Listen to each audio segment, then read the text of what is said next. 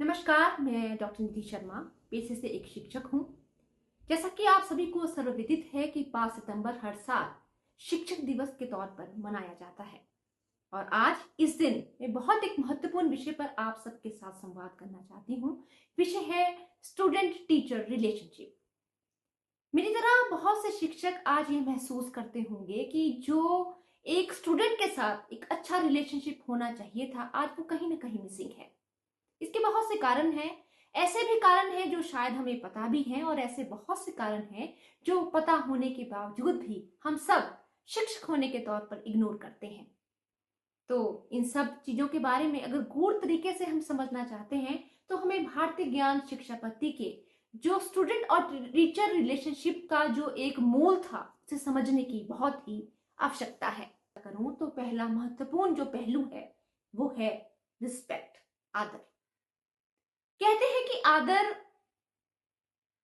कमाया जाता है और वो किस तरीके से कमाया जाता है।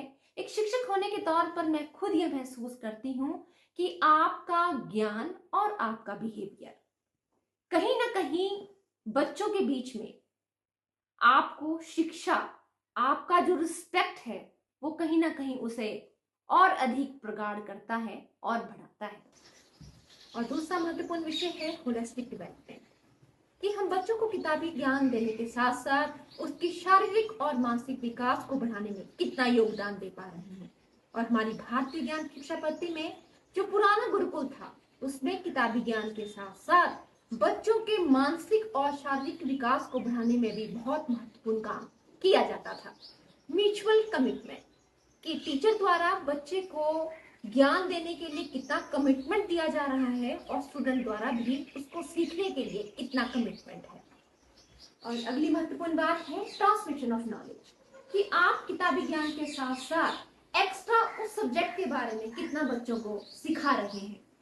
और एक महत्वपूर्ण विषय है इथिकल एंड मॉरल एजुकेशन, कि आप बच्चे को किस प्रकार की शिक्षा दे रहे हैं कि वो शिक्षा कहीं ना कहीं उसे समाज में एक अच्छा इंसान बना सके। लाइफ लॉन्ग बॉन्ड, ये बहुत ही महत्वपूर्ण विषय है कि अगर आपका अपने स्टूडेंट के साथ मॉरली तरीके से और प्रोफेशनली तरीके से भी बहुत अच्छा रिलेशनशिप है तो वो बच्चा खुद शहद की तरह, जैसे मधुमक्खी शहद की तरफ खींची चली जाती है, वो बच्चा भी ताउम्र आपके साथ जुड़ा रहेगा।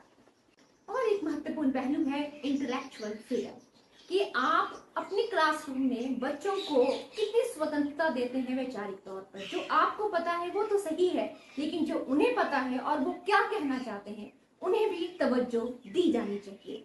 और एक महत्वपूर्ण विषय है कल्चरल एंड स्पिरिचुअल फ्रीडम, कि आप किताबी ज्ञान के साथ साथ अपने विद्यार्थियों को सांस्कृतिक और धार्मिक तौर पर कितना जुड़ाव महसूस करवा पा रहे हैं। और सबसे महत्वपूर्ण विषय रोल इन सोसाइटी, कि एक अच्छा विद्यार्थी समाज के विकास में क्या योगदान दे सकता है।